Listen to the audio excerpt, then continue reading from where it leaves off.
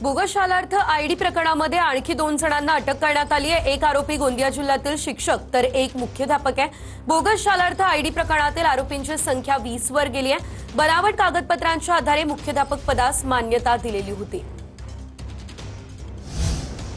तर इचलकरंजी या ठिकाणी राजकीय वादातून 2 गटांमध्ये तुफान हाणामारी झाली आहे। शहापूर पोलीस ठाण्यामध्ये परस्पर विरोधात गुन्हे दाखल झाले। घटनेनंतर परिसरात काही काळ तणावाचं वातावरण पाहायला मिळालं।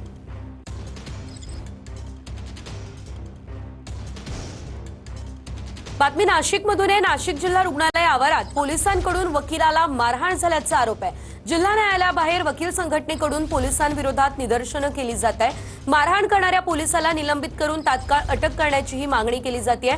आत्महत्या झालेल्या पक्षकाराची बाजू ऐकण्यासाठी रुग्णालयात गेलेल्या ॲडव्होकेट तुषार दोंदे यांना मारहाण करण्यात आलेली आहे।